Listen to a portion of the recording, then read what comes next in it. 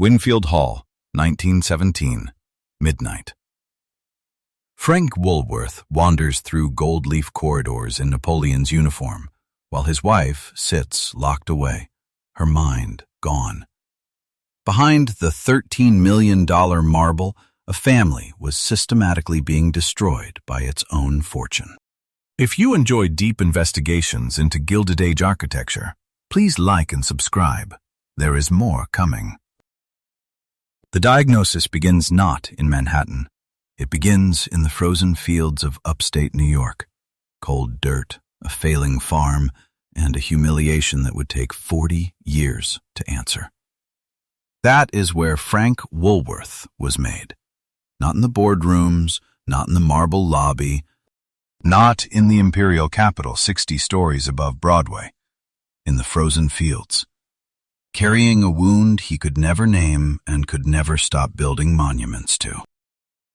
The empire he built, 596 stores in 40 years, a tower that was for 16 years the tallest structure on Earth, a fortune worth over $1 billion in today's money.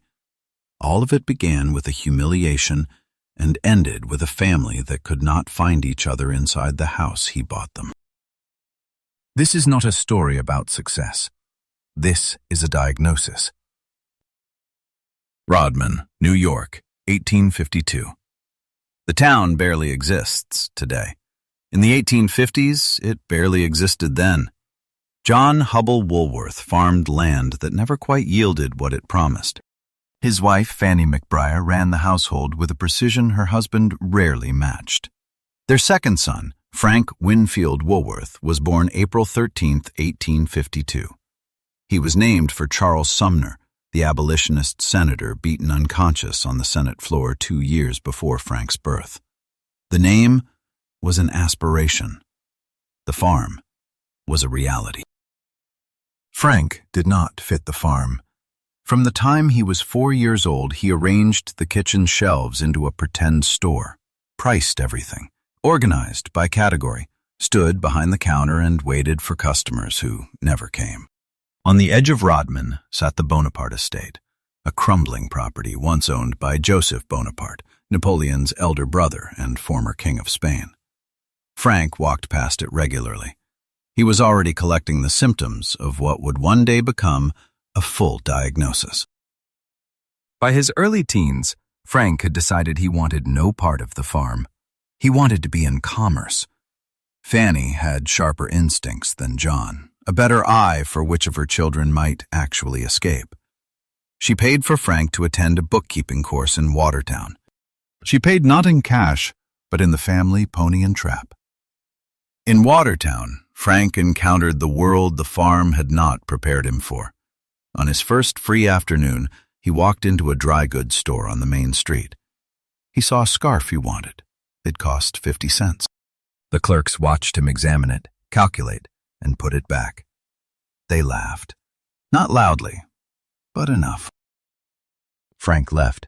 He bought a similar scarf at a different shop where the staff were polite, but the humiliation did not leave with him. That night, he told his brother Charles what had happened. He said he would have a store one day where no one was made to feel that way. That was not ambition. That was a wound looking for a monument. He was 20 years old, armed with a certificate and a grievance. What Watertown would teach him next would not go the way anyone predicted. Augsbury and Moore, a dry goods store on the main street of Watertown, offered Frank a position in 1873. 3 months. No wages, in exchange for learning the trade. Morgan Augsbury, the senior partner, made the offer as a favor to Fanny. He expected very little in return. Frank froze on his first day behind the counter. A woman came in asking for ribbon. He could not name the price. He could not find the stock. She left without buying.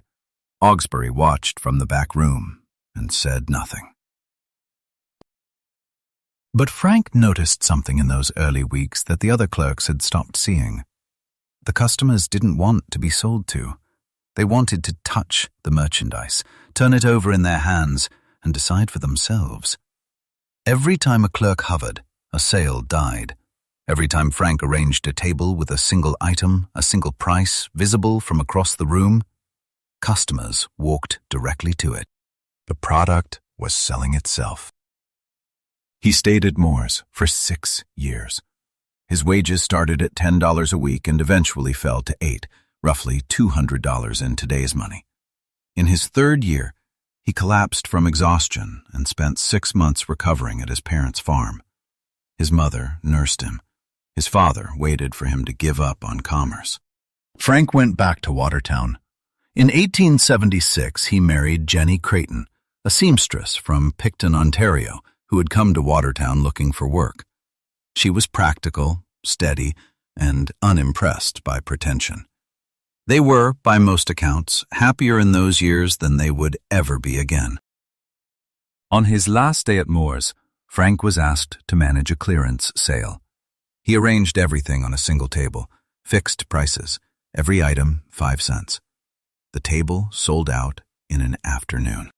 He had seen the same principle demonstrated once before, a traveling salesman in Michigan who laid out his samples with prices attached and let customers approach. Some said Frank overheard Moore himself describe a similar tactic. Others believed Frank simply observed what he'd always observed, that people buy more when no one is watching them decide. The origin mattered less than the confirmation. He could not connect with people. He could only arrange things beautifully from a distance, and he had just found out that distance was exactly what the market wanted. He had the concept. He had 6 years of someone else's retail floor stored away in his head. All he needed now was a location and the nerve to open the door. The sign went up on Bleecker Street, Utica, New York, on February 22, 1879.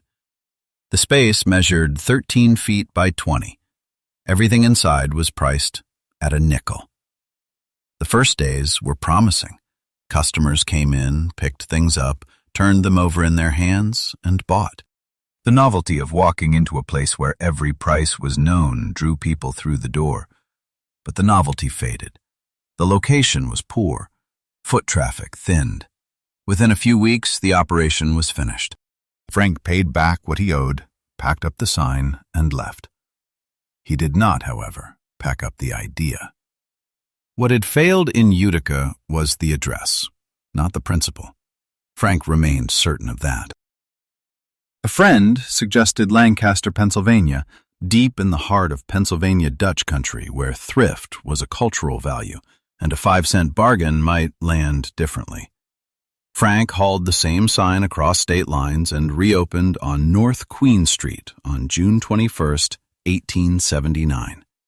First-day sales came to $127.65. By the standards of a one-man operation selling nickel merchandise, that was extraordinary. Within weeks, Frank made a decision that would define the rest of his career.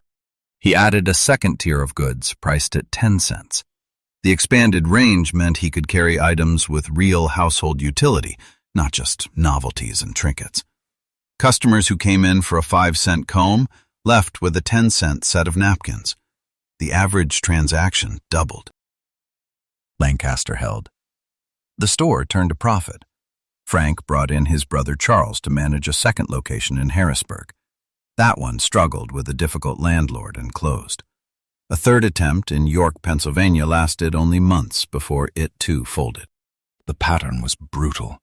For every location that held, another failed. Frank learned to read a town quickly, to identify foot traffic, to spot the difference between a main street and a side street that looked like one. What he also learned was that he could not do it alone. Each new location required a manager, and Frank discovered that the best managers were people with a personal stake in the outcome.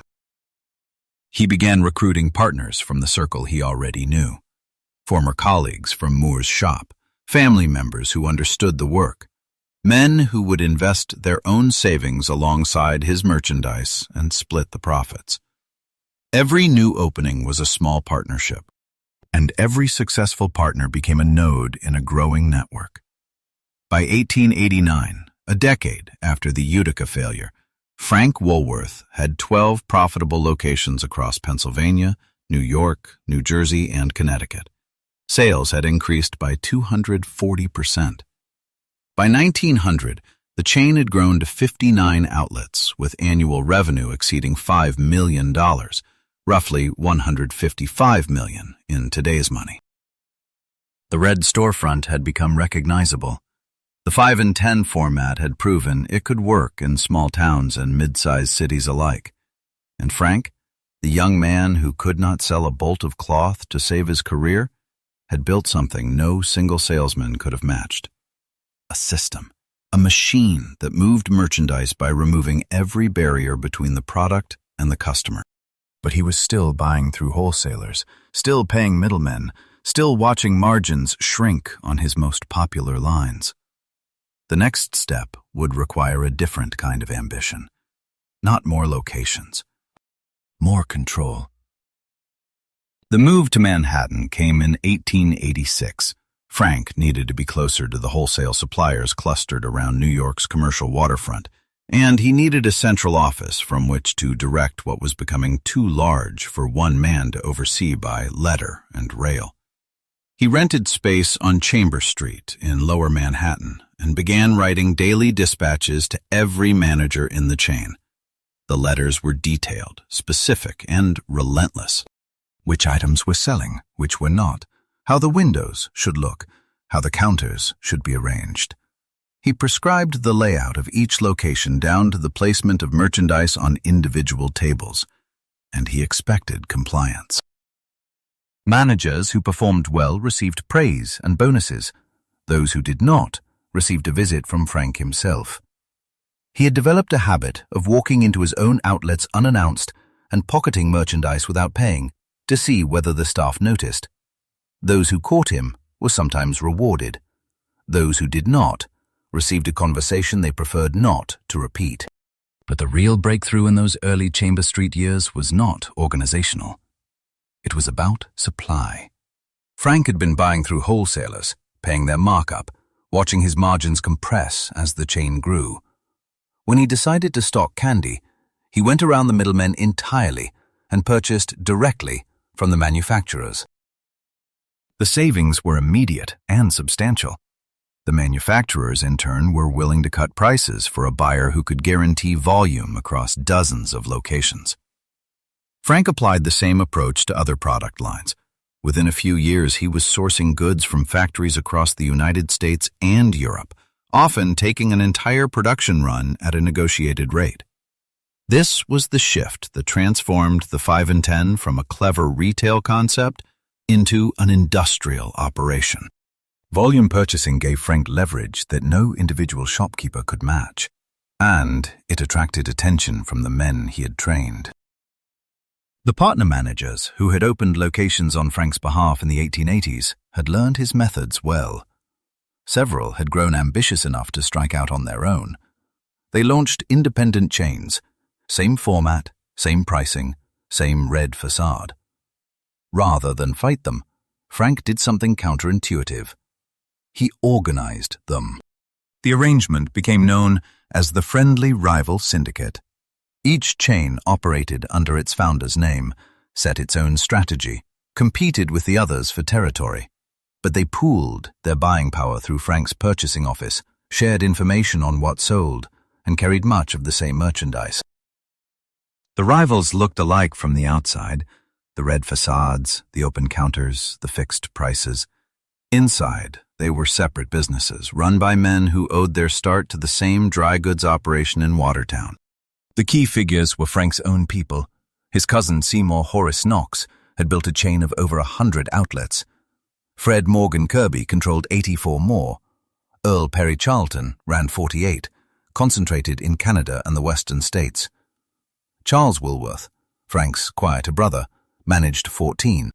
Frank's own chain, the largest, operated 319. The family network ran deeper than the founders. Jenny's sister, Mary Creighton, became what was reportedly the first woman to manage a Woolworth outlet, overseeing the branch in Poughkeepsie before being promoted to run a flagship location in New York City. Jenny's brothers managed branches in Connecticut. The operation was a family enterprise in the most literal sense. Loyalty was both expected and rewarded. When Frank eventually took the company public, he gave William Moore, the man who had given him his first inventory on credit, a payment of $500,000 in gratitude, roughly $15 million in today's money.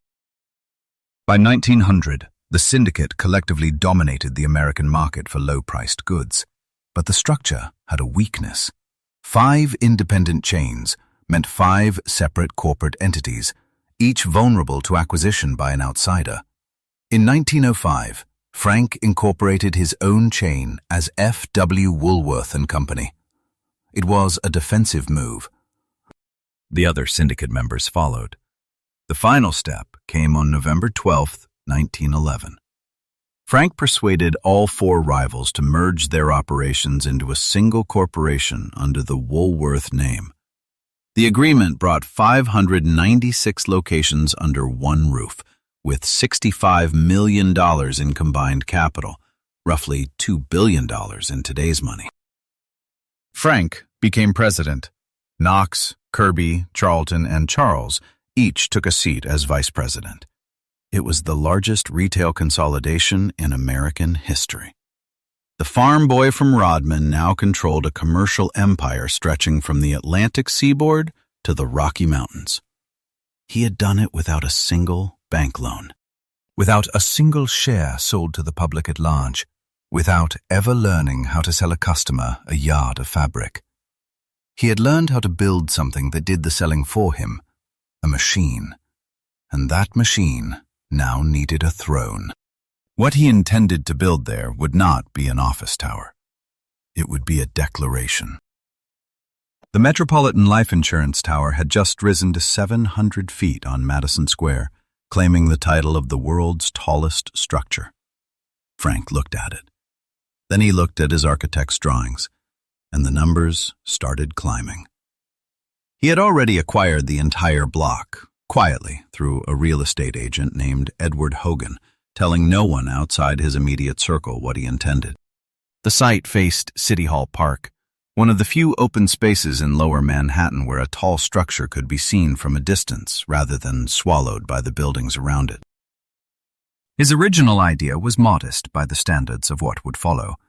A commercial office building, 12 to 16 stories, large enough to house the Woolworth Company headquarters and generate rental income from tenants. But modesty did not last. He had hired Cass Gilbert, a Minnesota-born architect trained at MIT and formerly of the prestigious New York firm McKim, Mead & White. Gilbert had earned a national reputation designing civic buildings, including the Minnesota State Capitol. He understood how to make a structure feel important.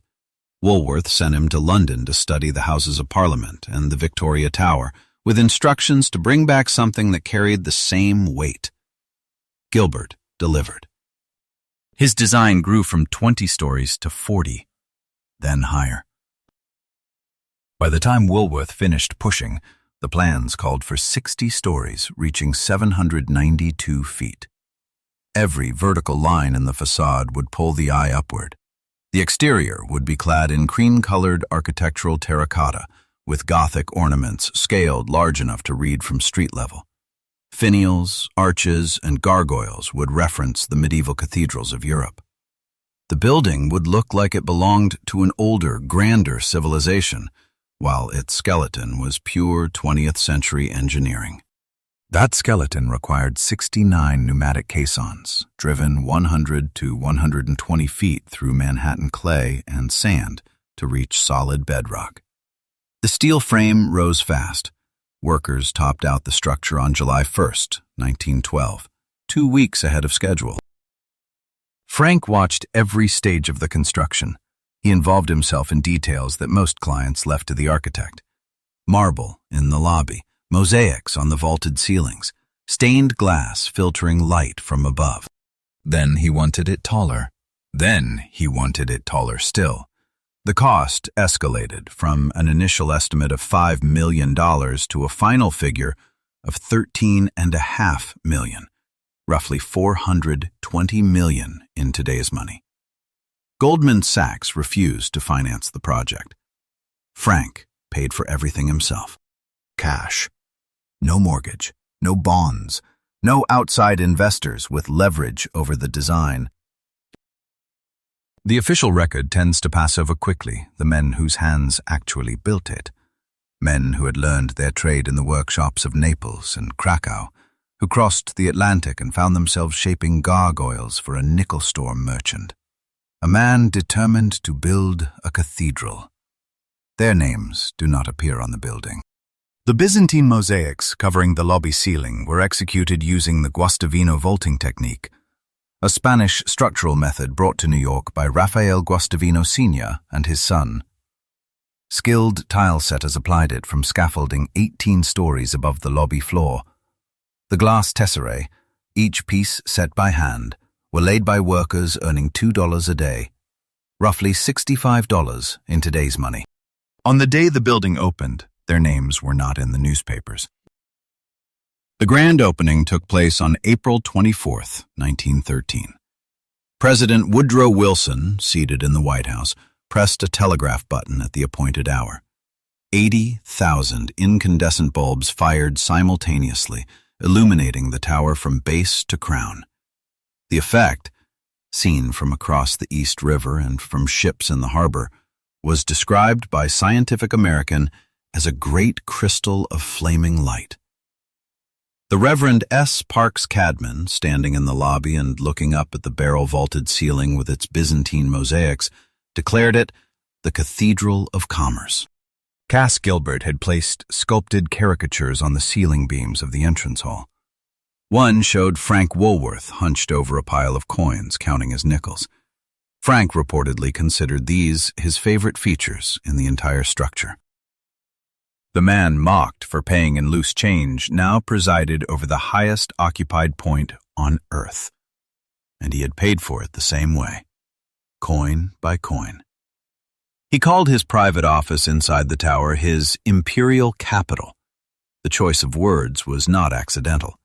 He sat higher above the ground than any other private citizen on the planet.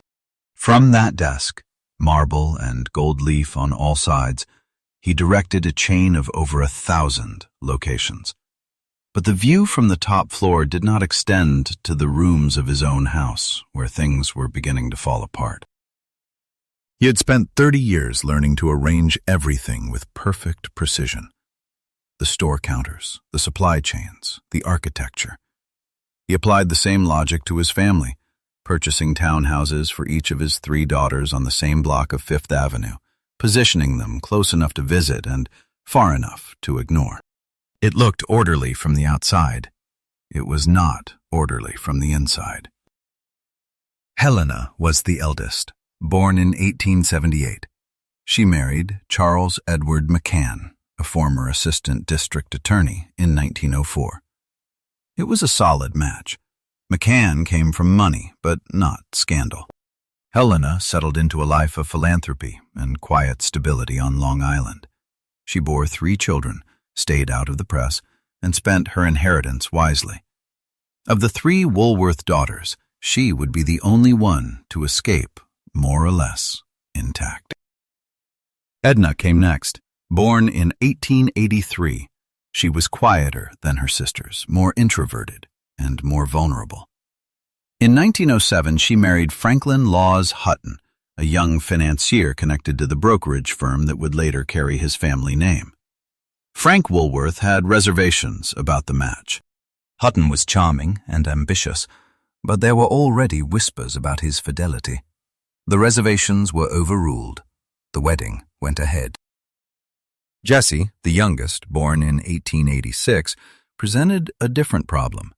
She fell in love with James Paul Donahue, a handsome Irish-American whose family fortune derived from a fat rendering factory on the west side of Manhattan.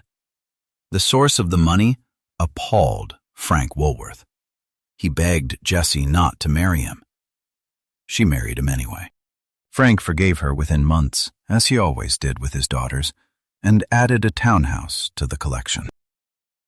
The row of houses on Fifth Avenue looked like closeness. In practice, it was distance, maintained at short range. Frank compensated for his absence with extravagance. Every buying trip to Europe produced armfuls of presents: dolls from Paris, silks from Venice, music boxes from Vienna. As the daughters grew older, the gifts became more elaborate. The time together did not increase. Jenny managed the household alone. Frank came home less as the empire grew. When he did, the conversations were shorter. By 1916, Jenny was no longer capable of managing anything. But the family's crisis was not coming from her direction. Edna's marriage had been deteriorating for years. Franklin Hutton drank heavily. He kept mistresses with little effort to conceal them. Edna, isolated, increasingly despairing, had sought help from her father. But Frank was consumed by the construction of Winfield Hall, his new estate on Long Island. The demands of the empire left room for little else. He tried to intervene once, reportedly confronting Hutton directly. The confrontation changed nothing. Hutton continued as before. On the evening of May 2nd, 1917, Edna was at the Plaza Hotel in Manhattan. The details of what happened in her room have never been fully established. The official cause of death was mastoiditis, an infection of the bone behind the ear. No autopsy was performed. The coroner signed the certificate without one. But the rumors began almost immediately. Sources close to the family said that Edna had received a letter confirming the existence of yet another mistress. According to these accounts, she put on her finest lace dress. She sat by the window of her suite. Then she swallowed a lethal quantity of strychnine crystals. She was 33 years old. Her daughter Barbara, 4 years old, was the one who found her. The child was led away by staff. Franklin Hutton was not present. Frank Woolworth was at Winfield Hall hosting a party. When the call came, the gathering ended that same night. According to a story repeated by multiple members of the household, a crack appeared in the marble family crest mounted above the fireplace in the main hall of Winfield Hall. The crest bore the carved faces of all 3 Woolworth daughters. The crack ran directly through Edna's face. Helena and Jessie were untouched. Frank never repaired it. He had spent 40 years building systems precise enough to move merchandise across 1,000 locations without a single missed shipment. He could not fix the crack. He buried Edna in the family mausoleum at Woodlawn Cemetery in the Bronx. Then he went back to Winfield Hall, where the marble crack remained above the fireplace, and where the corridors were beginning to feel less like a palace and more like something else entirely. Winfield Hall was already under construction when Edna died. 56 rooms, $9 million, a monument to the man he believed himself to be. What he had not accounted for was who would have to live inside it, or what the house would reveal once the guests stopped coming and the organ fell silent and the gold-leaf corridors held no one but him. The first Winfield burned in 1916. Nobody ever determined the cause.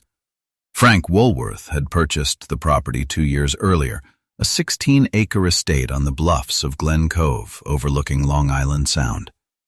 The original house was large, comfortable, and not remotely sufficient for a man who had just finished building the tallest structure on Earth. He had already commissioned architect Charles Pierre Gilbert to draw plans for a replacement. When the fire reduced the old house to its foundations, the new plans were ready to go. The timing struck many as convenient. It struck some as suspicious. Frank Woolworth was a devout Methodist who had built his fortune on honest prices and democratic access. He was also a man who had arranged his mistress into the room adjacent to his own bedroom, while his wife deteriorated at the far end of the house. The record does not resolve the contradiction. It only documents it. What rose in the place of the burned house was not a home in any conventional sense. It was a monument. Gilbert designed a 56-room Italian Renaissance residence clad entirely in marble, on the theory, stated explicitly, that marble would not burn. The construction cost $9 million, roughly $195 million in today's money. The grand staircase rose through the center of the entrance hall, carved from pink and beige marble, wide enough for 6 people to climb side by side. That staircase alone cost $2 million. $43 million in today's money for a single flight of stairs. The ceilings were trimmed in 24-karat gold. The floors were exotic hardwood imported from 4 continents. 16 fireplaces, 12 bedrooms, a ballroom, a billiard room, a solarium, a formal dining room, and underneath all of it, a network of tunnels and hidden passageways connecting rooms that had no obvious reason to be connected. A music room on the ground floor held an Aeolian pipe organ so powerful its sound carried half a mile across the water on still nights. The library held something harder to explain. The shelves carried works on ancient Egyptian religion, ceremonial magic, and the occult sciences that had fascinated European aristocracy since Napoleon's campaign along the Nile. By this point, Woolworth had moved beyond admiration into something closer to identification. Egyptian motifs appeared throughout the carved stonework. Scarabs, serpents, cobras. Winged figures with the face of the sun god decorated the upper walls, and woven among all of it, recurring and unmistakable, were carvings of Woolworth's own face staring down from the ceilings. His granddaughter, Barbara, who spent time in the house as a child, would later call it the House of Horrors. The second floor held a different kind of revelation. It was arranged as a sequence of period rooms, each decorated in a different historical style. A Ming Dynasty room, an Elizabethan room, a Louis XIV room, a Marie Antoinette room. The corridor continued, and at its heart, the room that explained everything else. A precise replica of Napoleon Bonaparte's bedroom at the Château de Malmaison. Woolworth had scoured auction houses and private collections across Europe to furnish it. The bed had a canopy of 14-karat gold leaf and had reportedly once belonged to the emperor himself. The bath was pink marble. The furniture was Empire style, heavy, symmetrical, arranged exactly as it appeared in contemporary illustrations of the chateau. This was not a collector's tribute. Woolworth did not display these items behind glass. He used them. He wore the uniforms. He sat in what he called the emperor's chair.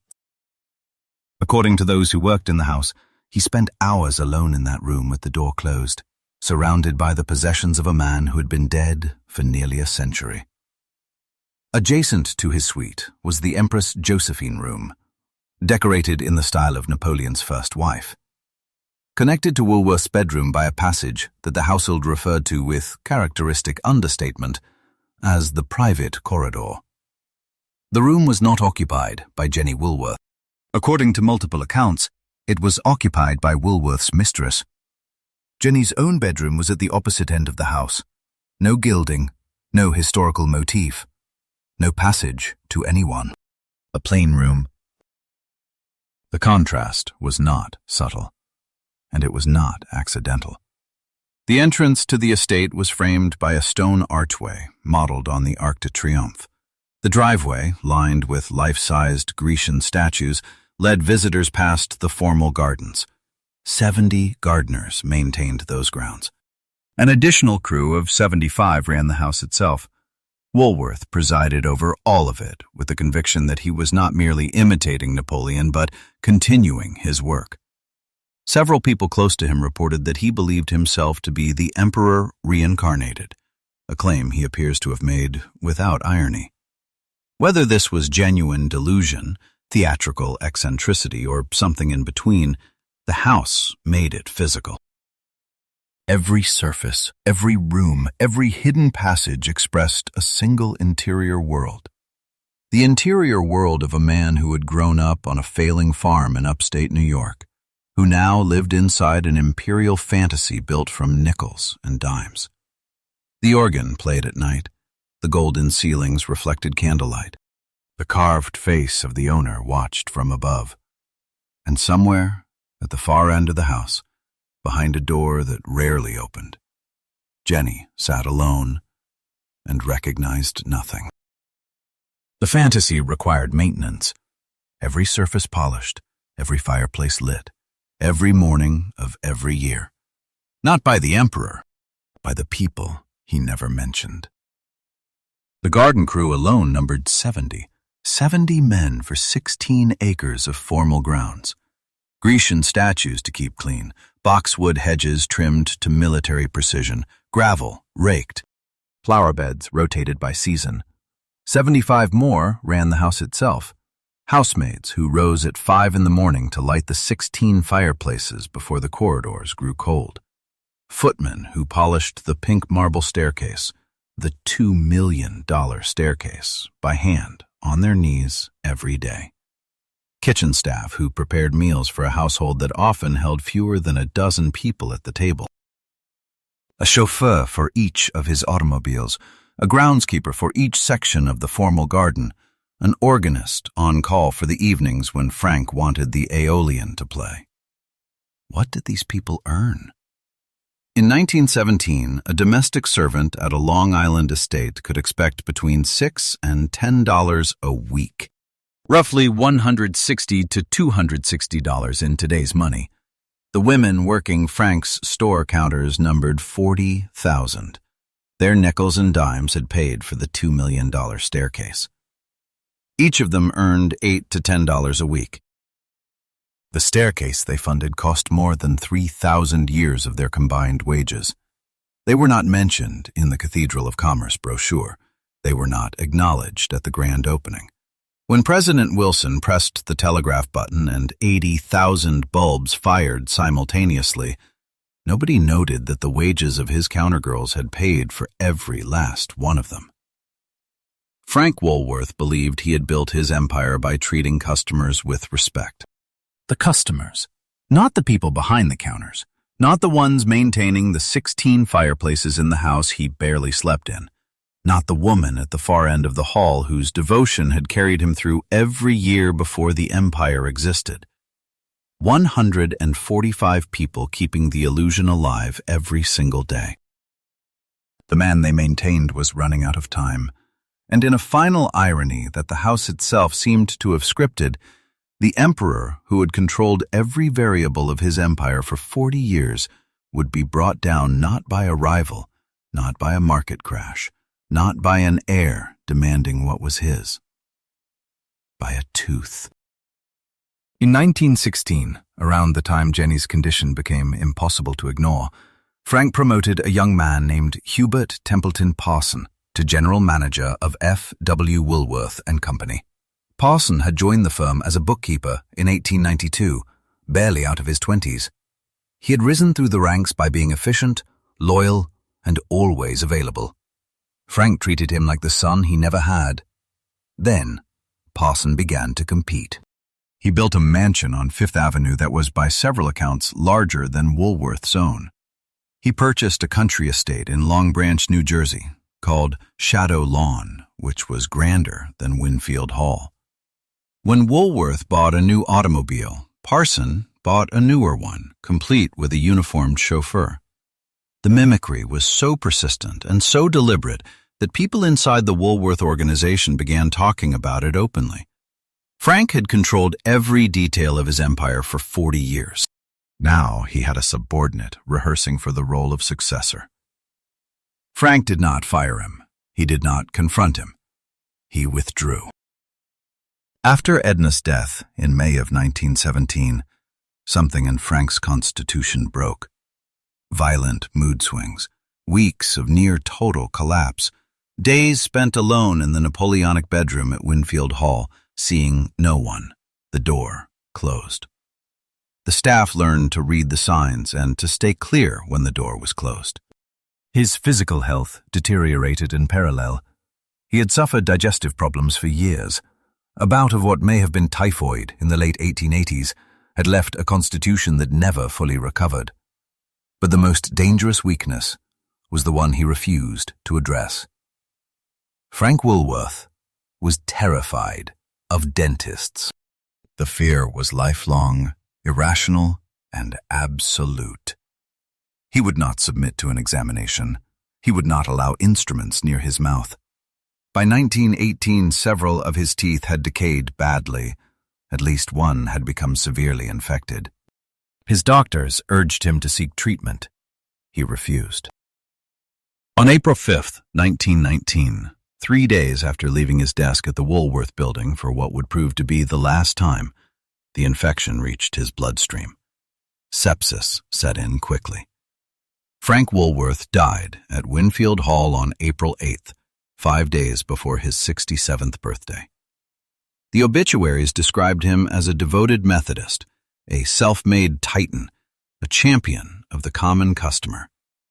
The man who had democratized retail and given the working class access to goods they could actually afford.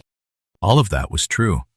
It was also true that this devout Methodist had installed his mistress in the room adjacent to his own bedroom, while his wife sat unvisited at the far end of the hall. It was true that he had compensated for his absence as a father with dolls from Paris and silks from Venice, objects that arrived by the armful while he himself rarely did. It was true that a man who built his fortune on the principle that every customer deserved respect had never extended that principle to the 40,000 women behind his counters, or to the 145 people maintaining the house he died in. History tends to remember what men build. It remembers less clearly what they cost. His rival, Sebastian Kresge, head of the competing Kresge chain, closed every one of his own stores on the day of the funeral, in honor of the man he called the Nestor of the 5 and 10. The mourning did not last long before the lawyers arrived. Frank Woolworth had been preparing a new will. The document was drafted, reviewed, and ready for signature. It was designed to distribute his estate among his surviving daughters and their families, with provisions for the company's management and for Jenny's continued care. He had not signed it. Whether the delay was procrastination, superstition, or simply the distraction of a man whose mind was increasingly elsewhere, the result was devastating. Without the new will, the courts fell back on the most recent signed document, a will drawn up in 1889, when Frank Woolworth was a struggling retailer with a handful of stores and a modest income. That will contained a single provision. Everything went to his beloved wife, Jenny. Jenny, who could no longer recognize her own daughters. The estate was valued at approximately $76 million, roughly $1.3 billion in today's money. It included personal holdings, real estate, and shares in the company that now stretched across 2 continents. All of it passed to a woman who sat in a room she did not understand, under the care of a committee appointed to manage her affairs. Frank's daughters, Helena and Jessie, were named to that committee, alongside Hubert Parson, the man who had spent the last 3 years rehearsing for the role of successor. Jenny Woolworth lived for another 5 years. She died on May 21, 1924, at the age of 71. Under the terms of the administration, the estate, which had grown to roughly $78 million, was divided into 3 equal parts, 1/3 to Helena, 1/3 to Jessie, and 1/3 to the only child of Edna Woolworth Hutton, a girl named Barbara, 11 years old, who had already lost both of the people who might have protected her from what the money would do. $26 million. That was Barbara Hutton's share of a fortune built on nickels, maintained by invisible hands and signed over in a will dated 30 years before her birth. Barbara was 11 years old when the money arrived. She would spend the next 5 decades trying to buy something that $26 million could not provide. She never found it. After her mother's death at the plaza, Barbara had been passed between relatives like an unwanted heirloom. Her father, Franklin Hutton, moved her to San Francisco, then back to New York, then to boarding schools in Connecticut and Manhattan. He was, by most accounts, an indifferent parent. but a gifted investor. He managed Barbara's trust with considerable skill. When the Wall Street crash of 1929 wiped out much of the Woolworth family's wealth, Barbara's portion actually grew. She entered adulthood richer than her grandfather had been at the height of his power. The public met her in 1930 when her family staged a debutante ball at the Ritz-Carlton that reportedly cost more than $60,000, roughly $1,100,000 in today's money. It was the depths of the Great Depression. Bread lines stretched through lower Manhattan. The newspapers were not kind. The headlines christened her the poor little rich girl, a name that would follow her for the rest of her life and that she would never manage to outrun. She married for the first time at 20. His name was Alexis Mdivani, a self-styled Georgian prince whose royal credentials were, at best, decorative. The marriage lasted 2 years. Barbara later said she realized almost immediately that Mdivani was more interested in her bank account than in her company.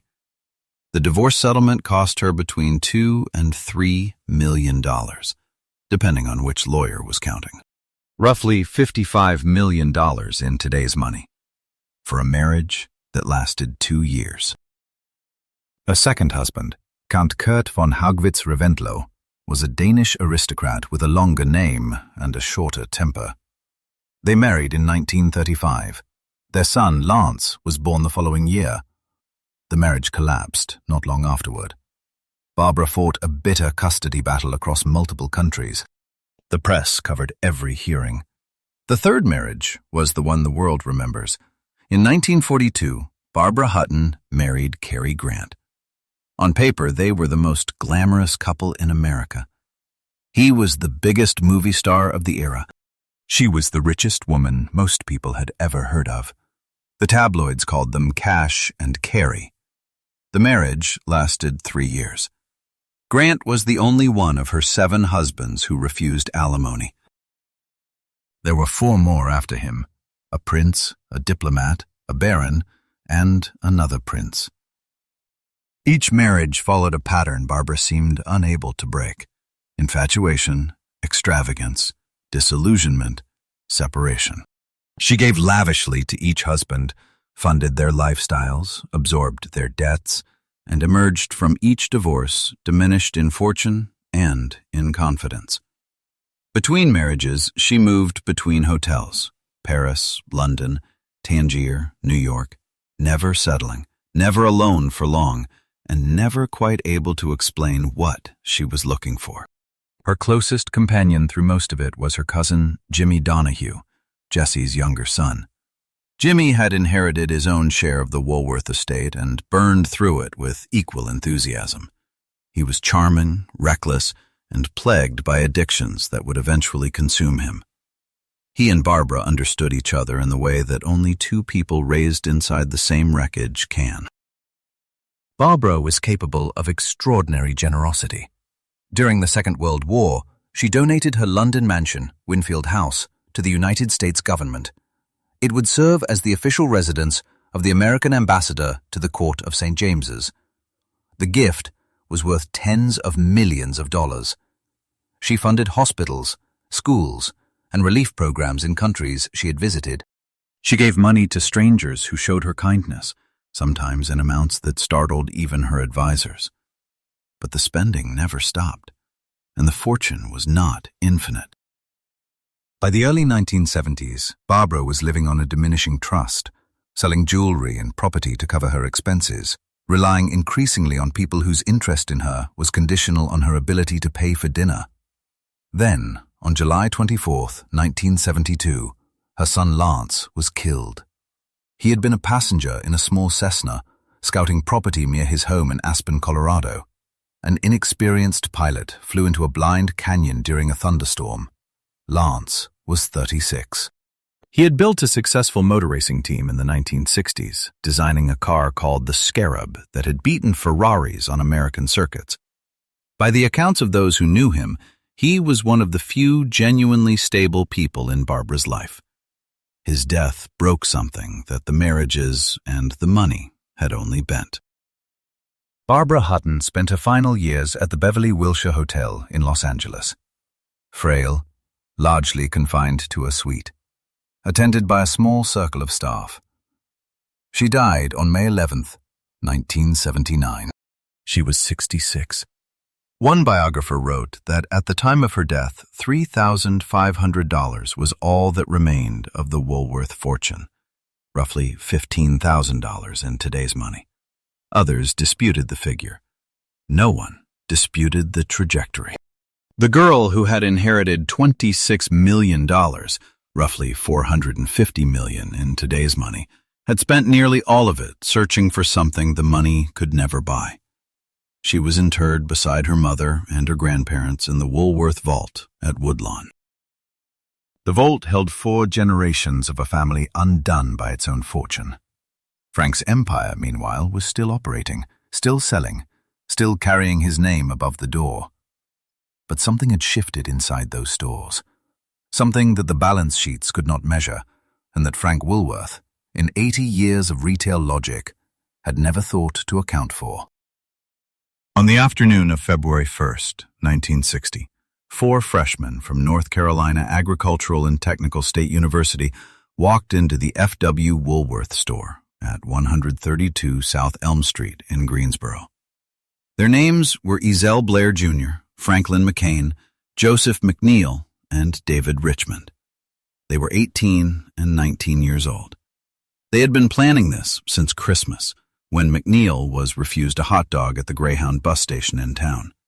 That refusal had been the last in a long series of refusals, and it was the one that made them decide to act.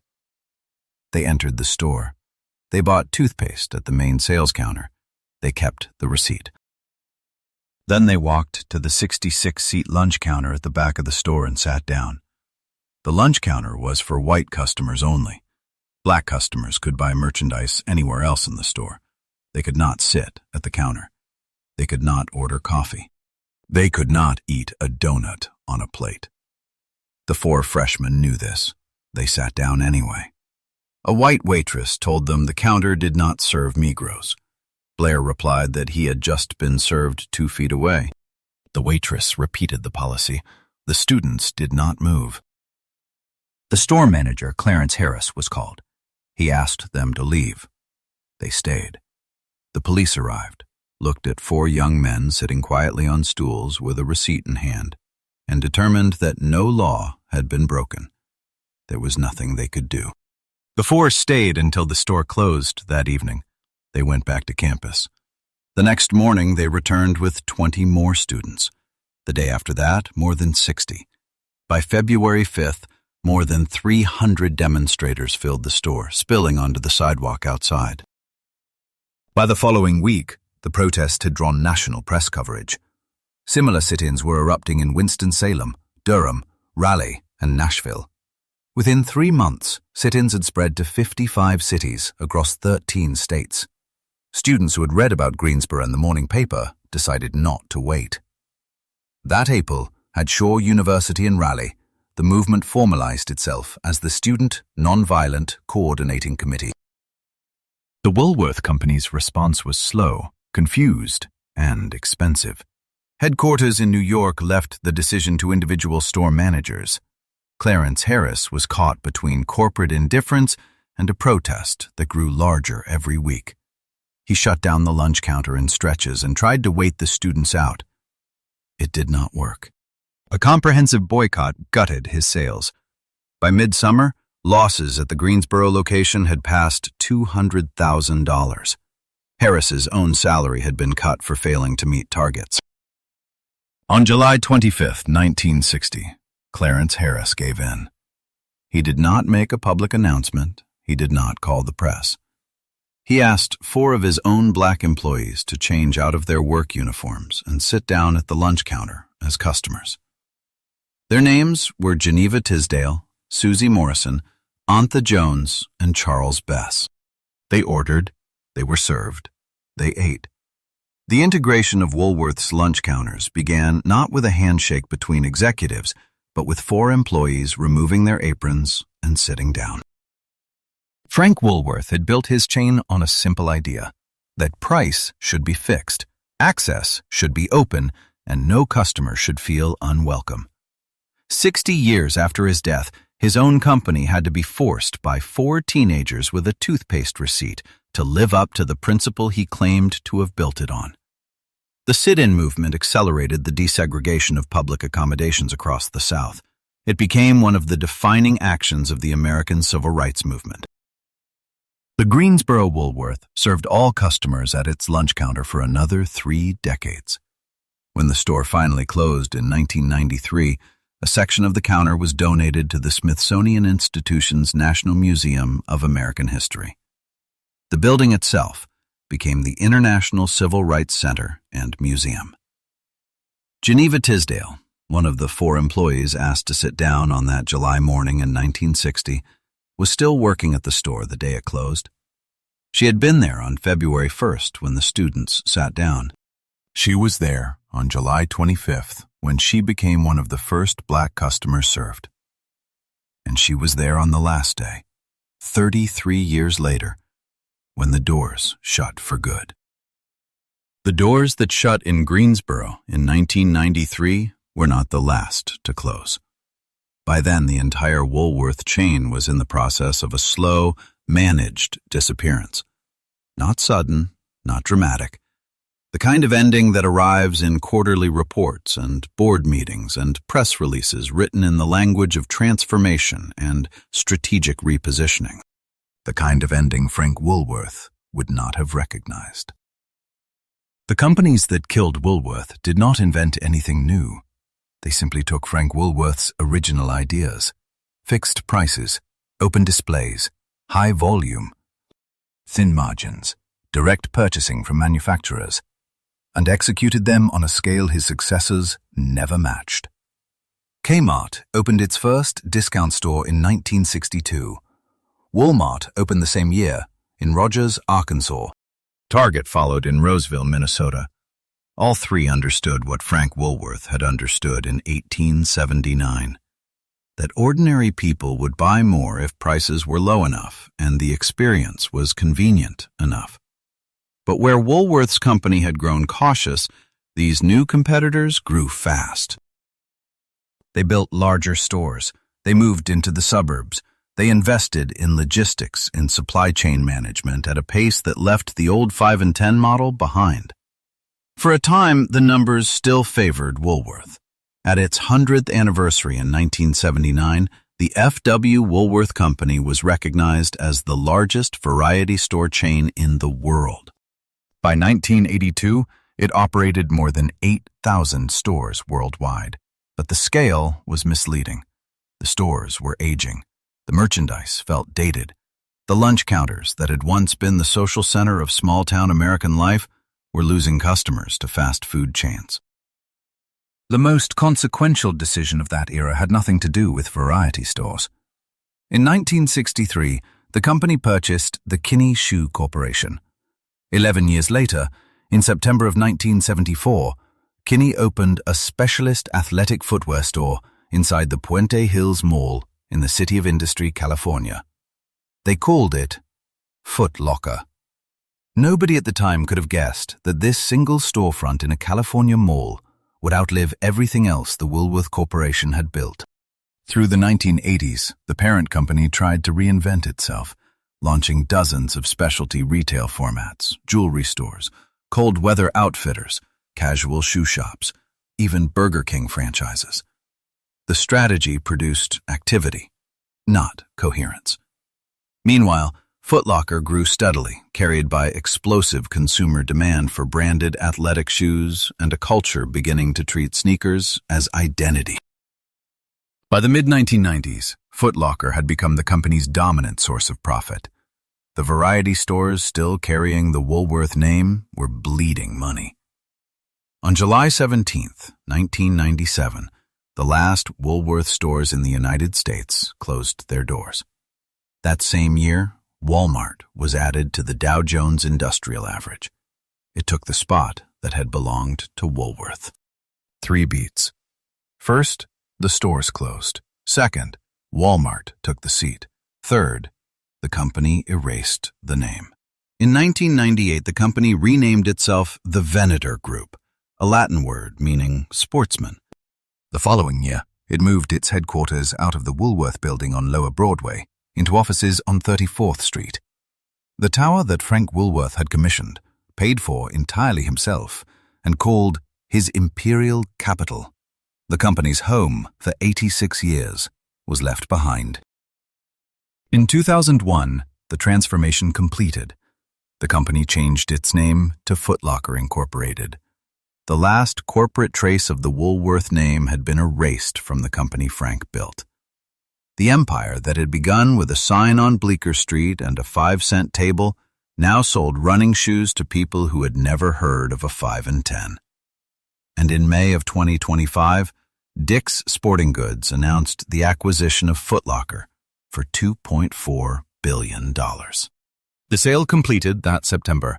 Foot Locker became a subsidiary of a company with no institutional memory of 5-cent merchandise, no memory of lunch counters, no memory of the man who believed cheap goods, openly displayed, would change how the world shopped.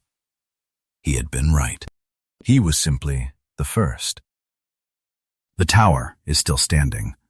233 Broadway, 92 stories of cream terracotta and Gothic stone rising from the corner Frank Woolworth bought quietly through a proxy in 1910. The lobby is intact, and somewhere on the ceiling beams of the entrance hall, 2 small figures still face each other across the marble floor. One caricature shows Cass Gilbert cradling a small model of the building in his arms. The other shows Frank Woolworth hunched over a pile of coins, counting his nickels. The empire is gone. The stores are closed. The family vault at Woodlawn holds 4 generations. The name has been legally erased from the company he built. But the man in the caricature is still counting. He has been counting for 112 years. The tower is residential now. The upper floors are luxury condominiums. The man who built those floors from nickels and dimes would not have been able to afford one. If you found this investigation worth your time, into the buildings, the families, and the fortunes that outlasted them, please subscribe. There is more to uncover. There always is.